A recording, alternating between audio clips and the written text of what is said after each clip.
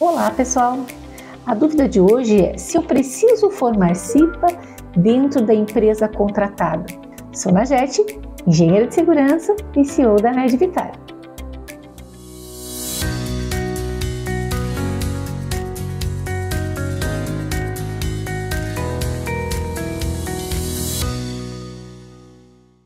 A Comissão Interna de Prevenção de Acidente, no item 5.8, ele fala sobre CIPA nas organizações contratadas para prestação de serviços. A dúvida que tivemos essa semana foi se eu devo formar a CIPA se eu estiver prestando serviço dentro da contratada. Então eu tenho qual é o número? Depende, a resposta depende do número de funcionários que eu vou ter lá. E aí eu vou ter que ir para o quadro 1, ver o dimensionamento, o grau de risco e seguir as orientações do quadro 1 da NR5. Olha só, a organização, a 5.8.1, a organização de prestação de serviço deve constituir CIPA centralizada, chamada CIPA centralizada, quando o número total dos seus empregados da unidade da federação se enquadrar no quadro 1 desta mesma norma. Então, o que eu tenho que saber? Qual o grau de risco? E eu vou lá no quadro 1 verificar como que eu vou dimensionar essa formação.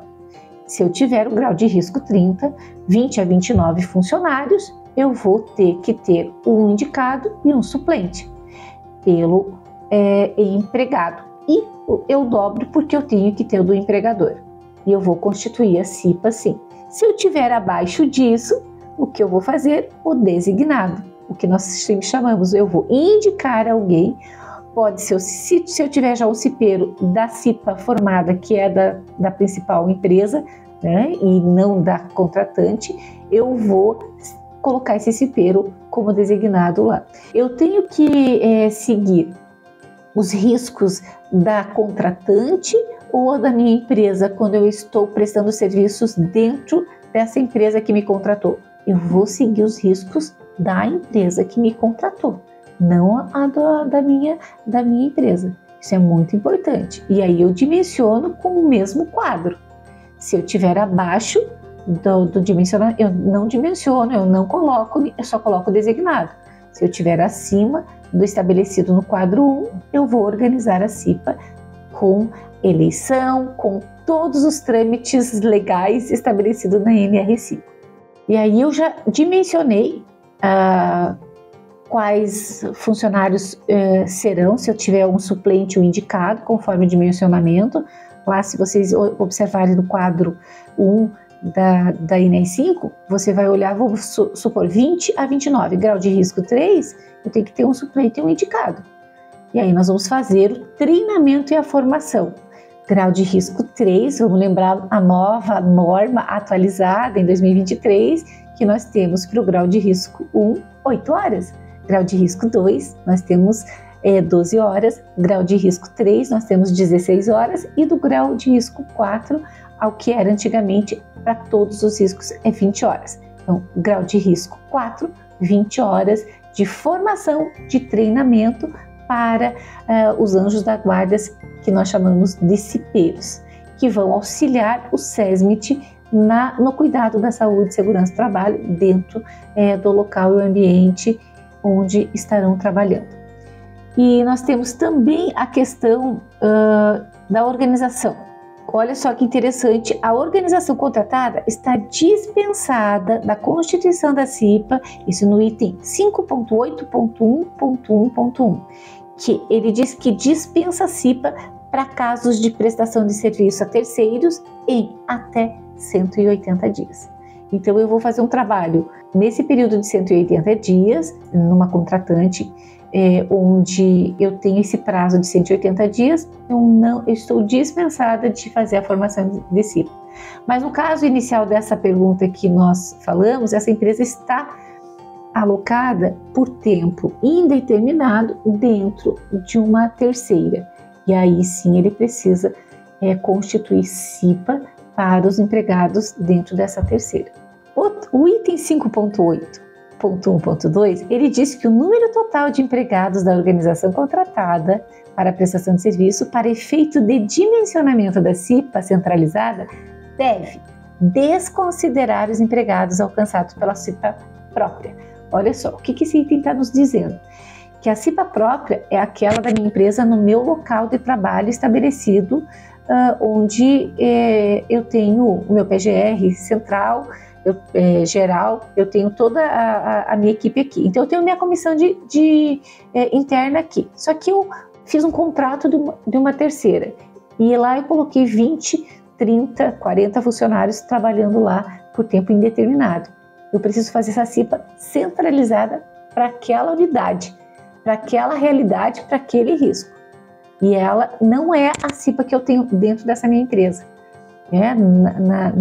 na matriz ou no meu campo de trabalho normal. Então a CIPA centralizada é a CIPA onde eu vou seguir os parâmetros da contratante. O item 5.8.2, ele diz que a organização contratada para a prestação de serviço, quando desobrigada de constituir CIPA, ela deve nomear um representante. Mas isso quando você tiver número de funcionários abaixo de 5 empregados no estabelecimento da contratante. Então você vai nomear, que é o que a gente chama do designado. Isso é bom reforçar. Toda empresa que não tem a obrigatoriedade de ter CIPA formada, a formação de CIPA, ela tem que nomear designado. Esse designado, a empresa vai nomear, vai indicar alguém da sua confiança para ter o treinamento e exercer a atividade ali de SST, ajudando na saúde e segurança do trabalhador dentro da tua empresa. Aí, lá no item 5.8.2, não exclui o disposto do subitem 5.4.13 quanto ao estabelecimento sede da organização contratada para a prestação de serviço. Ou seja, o que eles estão nos dizendo aqui nessa norma? Que eu tenho que nomear alguém, mesmo que não esteja no quadro a obrigatoriedade da formação, eu vou nomear alguém para exercer atividade no cuidado da saúde e segurança do trabalhador. Isso é muito importante, que todas as empresas que tenham funcionários no regime CLT ter o seu nomeado da CIPA para cumprir com essa obrigatoriedade da legislação da NR5.